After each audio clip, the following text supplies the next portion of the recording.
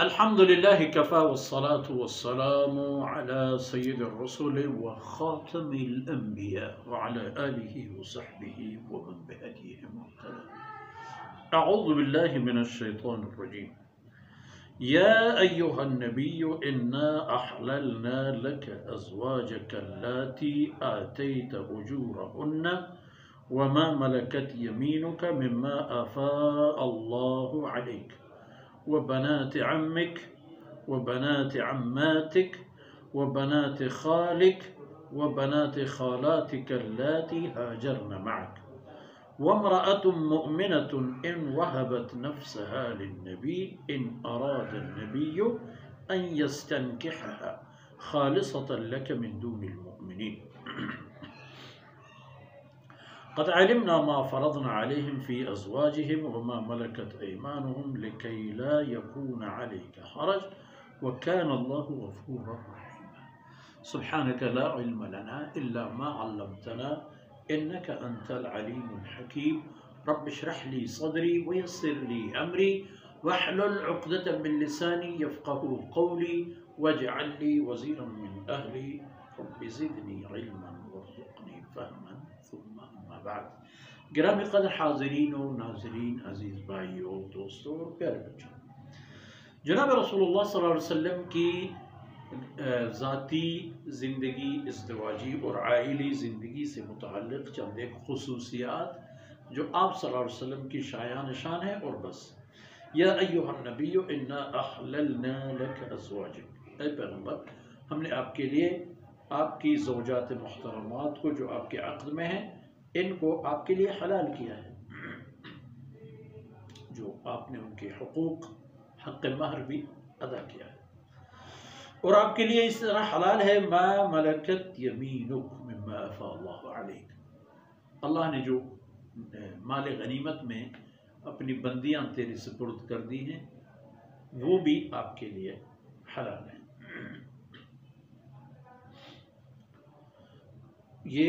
دو قسم کے ہو گئے. یہ آپ کی زوجیت میں آپ کی پہلے سے جو خواتین ہیں، جو بیویاں ہیں، جو امہات المؤمنین ہیں، وہ تو ہیں ہی آپ کے لیے حلال، اور آپ کے جو باندیاں آپ کو مل گئیں اللہ کی نعمتوں میں سے یہ. اور اس کے بعد وہ بنات عمک و بنات عماتک، آپ کے چاچاؤں کی بیٹیاں اور آپ کی پھپھیوں کی بیٹیاں صاحبزادیاں، یہ بھی بشرط نکاح آپ کے لیے جائز ہے. ان سے آپ عقد کر سکتے ہیں، ان کے حق مہر ادا کر سکتے ہیں. اور جیسے کہ حضرت زینب بنت جحش رضی اللہ عنہ آپ صلی اللہ علیہ وسلم کی پھوپھی کی صاحبزادی ہیں. اور اسی طرح آپ کے لیے بشرط نکاح حلال ہیں بنات خالک و بنات خالاتک، آپ کے ماموں اور آپ کے خالاؤں کی صاحبزادیاں، ان سے بھی آپ عقد نکاح کی شرط اور شرائط کے مطابق چاہیں تو اور آپ یہ سب کچھ کر سکتے ہیں، نکاح ازدواج وغیرہ. لیکن شرط یہ ہے کہ اللاتی ہاجرن معک، آپ کی والدہ کی طرف سے آپ کے جو کزن ہیں، آپ کے والد، اور اس طرف سے آپ کے چاچاؤں یا پھوپھیوں کی صاحبزادیاں ہیں، اس صورت میں آپ ان سے نکاح کر سکتے ہیں جب وہ ہجرت کر کے مدینہ طیبہ آنے والی ہوں. اگر یہاں نہیں ہے تو نہیں ہو سکتا ہے، آپ ان کے ساتھ نکاح نہیں کر سکتے. ان کے علاوہ ایک اور طبقہ خواتین کا آپ کے لیے حلال ہے مشروط طور پر، اور وہ یہ ہے کہ وَامْرَأَةٌ مُؤْمِنَةٌ إِنْ وَهَبَتْ نَفْسَهَا لِلنَّبِي، ایک مومن خاتون اگر جو کسی عقد میں نکاح میں نہ ہو، کوئی بیوہ ہو، مطلقہ ہو یا کنواری ہو، اگر یہ اپنے آپ کو جناب رسول اللہ صلی اللہ علیہ وسلم کے خدمت میں ہدیہ کر دے، اپنی آپ کو آپ صلی اللہ علیہ وسلم کی زوجیت کے صورت میں ہبہ کر دے اور آپ صلی اللہ علیہ وسلم قبول فرما دیں، ان اراد النبی ان یستنکحھا، جناب رسول صلی اللہ علیہ وسلم ان کو نکاح کرنا چاہے تو یہ بھی جائز ہے آپ کے لیے. ایسی خواتین بھی آپ کی عقد میں آ سکتی ہیں، لیکن خالصۃ لک من دون المؤمنین، یہ چیز کہ کوئی خاتون آ کر اپنے آپ کو ہدیہ اور ہبہ کرے آپ کی خدمت میں بطور زوجہ، یہ آپ کے لیے خاص ہے اگر ایسا کوئی موقع آ جائے۔ عامۃ المسلمین کے لیے اس کی اجازت نہیں ہے۔ ان کے لیے 4 کی جو شرائط ہیں، ان شرائط میں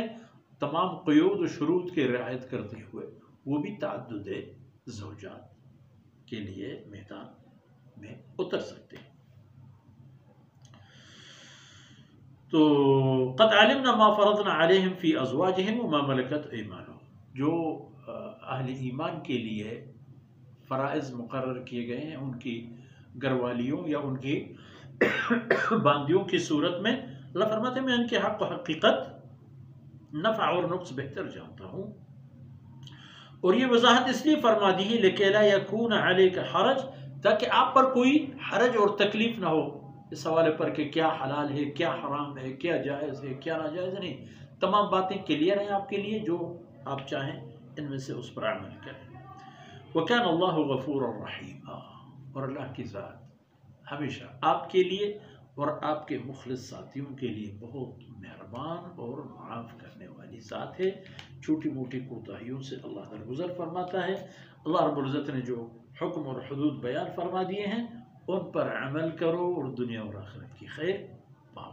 وصلی اللہ علیہ نبینا محمد وعلی آلہ وصحبہ